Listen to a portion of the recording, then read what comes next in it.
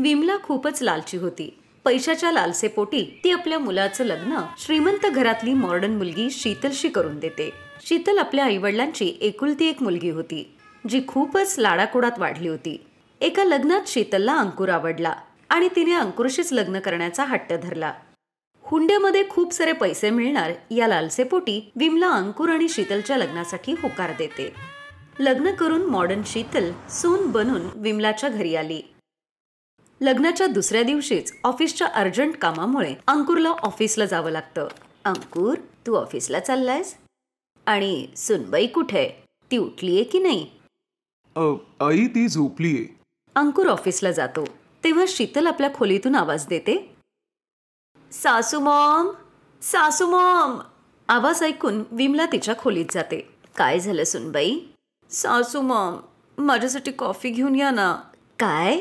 सुन सुन तू आहेस का मी आहे तुझी? आणि तसंही मला कॉफी नाही करायला येत. बरं, काही हरकत नाही, निदान चहा तरी करून द्या, नाहीतर मी माझ्या पप्पांना फोन करीन. विमला तिच्यासाठी चहा करून आणते. हे घे सुनबाई. आणि ते मी म्हणत होते, आज तुझा किचनमधला पहिलाच दिवस आहे. हो हो, मी चहा पिऊन फ्रेश होऊनच येते. थोड्या वेळातच शीतल शॉर्ट ड्रेस घालून किचनमध्ये येते आणि पास्ता बनवते. त्यानंतर ती पास्ता बनवून सगळ्यांसाठी तो टेबलवर घेऊन जाते. पण शीतलला इतक्या छोट्या ड्रेसमध्ये बघून विमला आश्चर्यचकित होते. ही पोरगी तर आमच्या सगळ्यांचं नाकच कापून टाकेल. सुनबाई, तू हे कसले कपडे घातलेस? ओफो, चिल सासू मॉम, तुम्ही पास्ता एन्जॉय करा. छी, हे काय पिवळं पिवळं, हे बघून तर काहीतरी वेगळंच वाटतंय. आणि तसंही किचनमध्ये पहिल्या दिवशी शिरा बनवतात, पास्ता नाही, समजलं? जे बनवलंय आता तेच खा गुपचूप. तोपर्यंत मी या पास्त्याबरोबर एक सेल्फी घेते. मला सोशल मीडियावर अपलोड पण करायचं आहे माझा पहिला किचनमधला पदार्थ म्हणून. मग विमला एक घास खाते. ओफो, हे भगवान, केवढं तिखट बनवलंयस तू हे. मला तर वाटतं ही पोरगी माझं पोट बिघडवूनच सोडणार आहे आज. आई, अजून आण ना मॉडर्न सुनबाई. आता भोग तूच. गप्प बस तू. अगं, मोठ्या घरची आहे ती, तिकडे असंच बनतं सगळं. ते फक्त जरा तिच्याकडून मिरची जास्त पडलीये. सोड तू ते. बरं, तू बस सुनबाई, मी तुमच्या सगळ्यांसाठी चहा घेऊन येते. नाही सासू मॉम, तुम्ही बसा, मी घेऊन येते. शीतल किचनमध्ये जाते आणि चहा बनवू लागते. सासू मॉम, डॅडी, हा घ्या तुमचा चहा. आणि प्रिया, तू पण घे. अरे वा, आज पहिल्यांदाच माझ्या सुनेच्या हातचा चहा पिणार आहे मी. पण तो चहा पिताच हरिलालचा चेहराच पडतो. अरे अरे अरे, हे काय? शी वहिनी, असं काय या चहामध्ये? जरा पिऊन तर बघू दे. छी छी छी, सुनबाई, तू तर यात साखरेऐवजी मीठ घातलंयस. पण मी तर त्या पांढऱ्या डब्यातूनच टाकलं होतं. सुनबाई, पांढऱ्या डब्यात तर मीठही ठेवलं होतं. अगं, कमीत कमी बघायचं तरी ना. बरं ऐक, संध्याकाळी काही बायका येणार आहेत, त्यामुळे तू छान तयार हो. आणि हो, जरा चांगले कपडे घाल, समजलं ना? संध्याकाळी काही बायका शीतलला बघायला येतात. तर शीतल डीपनेक ब्लाऊज घालून डोक्यावर पदर न घेताच बाहेर येते. तिला बघून आलेल्या सगळ्या बायका आपसात चर्चा करतात आणि म्हणतात, देवा, बघा तरी आजकालच्या या मॉडर्न सुनांना, डोक्यावर पदर नाही आणि तशीच फिरतीये. 10 वर्ष झाली लग्नाला, पण आजही डोक्यावर पदर असतो तिच्या. हे ऐकून विमला आपल्या सुनेकडे जाते आणि तिच्या साडीचा पदर ती तिच्या डोक्यावर ठेवते. काही वेळातच तिचा सुन्मुखाचा विधी सुरू होतो. पण शीतलला खूप गरम होतं, त्यामुळे ती सगळ्यांसमोरच आपली साडी सोडते. साडीच्या आत तिने छोटा स्कर्ट घातलेला होता. ते बघून सगळ्या बायका आश्चर्यचकित होतात. उफ, आता किती कम्फर्टेबल वाटतंय. तुम्ही पण ना या अशा साड्यांमध्ये कशा राहता काय माहीत. चला, आता तुम्ही माझं सुन्मुख बघितलंय ना, मग आता तुम्ही तुमच्या घरी जा, मला आराम करायचा आहे. सगळ्या बायका आपसात चर्चा करून तिथून निघून जातात. असेच काही दिवस निघून जातात. एक दिवस विमला शीतलला म्हणते, सुनबाई, उद्या दिल्लीहून तुझी आत्ते सासूबाई येणार आहे. ती तुझ्या लग्नाला येऊ शकली नाही म्हणून आहेर घेऊन आणि तुला बघायला म्हणून त्या येत आहेत. त्या जोपर्यंत इथे राहतील त्यांच्यासमोर तरी निदान डोक्यावर पदर घेऊन राहा.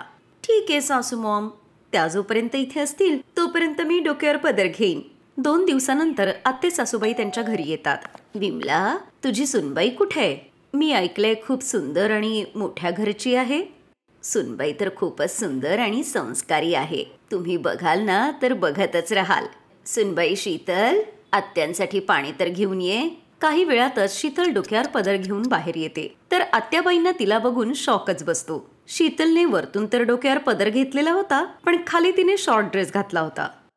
हे बघून आत्या चिडून म्हणते, अगं हे काय, वरतून पदर घेतलाय आणि खाली काय कपडे घालायला विसरली का? विमला, तू तर म्हणत होती तुझी सून खूप संस्कारी आहे. मग काय हे आहेत का तिचे संस्कार? अगं हिच्या कपड्यांपेक्षा तर मोठा माझा रुमाल असतो. शीतल, हे काय आहे? सासू मॉम, तुम्हीच तर डोक्यावर पदर घ्यायला सांगितला होतात. आता खाली कसे कपडे घालू हे तर काही सांगितलं नव्हतं ना. हे ऐकून विमला आपल्याच कपाळावर हात मारून घेते. माझीच मती मारली होती म्हणायची की पैशाच्या लालसेपोटी असली सुनबाई घेऊन आले. मला वाटलं पैसा मिळेल, सुनेला काय माझ्याप्रमाणे मी वागवीन, पण या पोरीने आमचं नाव धुळीला मिळवलं.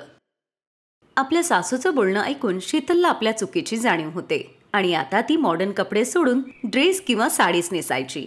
आणि आता ती घरातल्या सगळ्या पद्धती सुद्धा शिकून घेते आणि मग ते सगळे मिळून एकत्र आनंदाने राहू लागतात.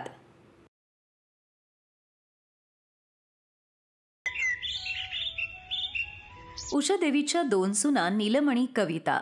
मोठी सून नीलमला 2 मुलं होती आणि कविताचं लग्न होऊन 1च वर्ष झालं होतं.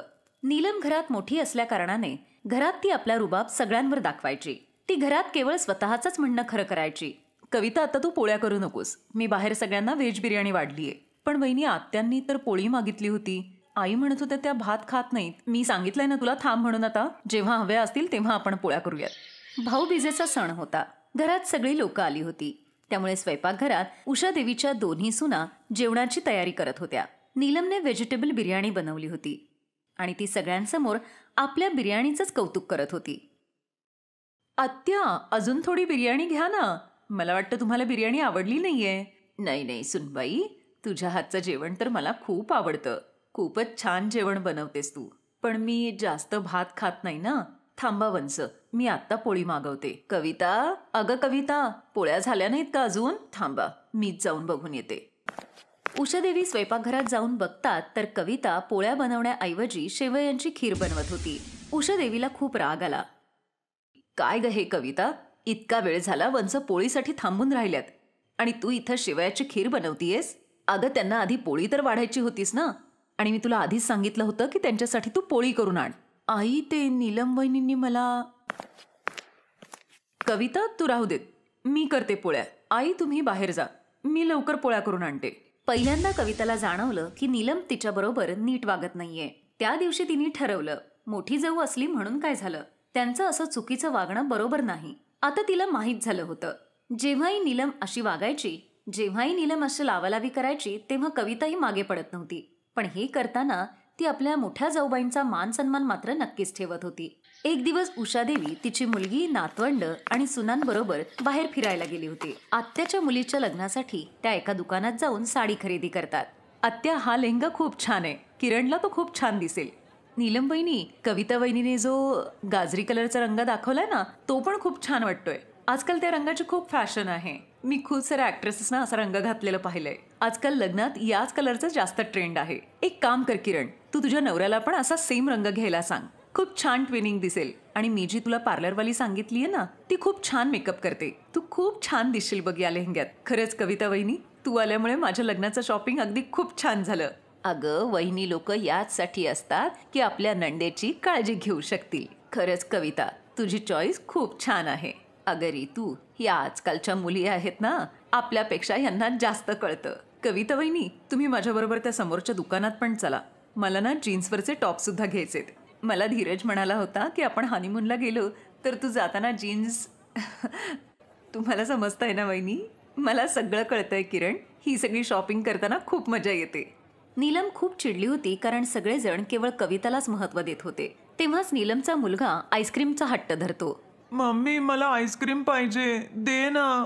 मी सांगितलं ना एकदा नाही देणार म्हणून. त्याला का ओरडतीयेस, एवढी का चिडलीयेस त्याच्यावर? आजकाल तुला काय झालंय काय माहीत, जेव्हा बघावं तेव्हा चिडचिड करत असतेस. नीलम, जरा नीट वाग. आपण मार्केटमध्ये आलोय, आपण कुणाच्या तरी दुकानात बसलोय.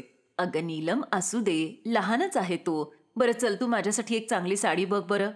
दे, बाळाला माझ्याकडे दे. नीलम बाळाला आपल्या सासूच्या हातात देते आणि मग त्या साड्या बघायला लागतात. काही वेळानंतर कविता आणि किरण जेव्हा शॉपिंग करून परत येतात तेव्हा सगळ्यांचं लक्ष बिट्टूवर जातं. पण बिट्टू तिथे कुठेच नव्हता. बिट्टू कुठे गेला? बिट्टू, कविता, किरण, तुम्ही दोघींनी पाहिलं का बिट्टूला दुकानातून बाहेर जाताना? नाही वहिनी, आम्हाला तर बिट्टू दुकानाबाहेर कुठेच दिसला नाही. तो जर बाजूच्या दुकानात गेला असेल तर. सगळेजण बिट्टूला शोधू लागतात पण तो त्यांना कुठेच सापडत नाही. तेव्हाच कविताच्या मोबाईलवरती एक अननोन नंबर येतो. कोण बोलतंय? काकू, मी बोलतोय बिट्टू. मी एका अंकल बरोबर थांबलोय. अंकल? बाळा, तू त्यांना फोन दे. तुमचा मुलगा माझ्याच बरोबर थांबलेला आहे.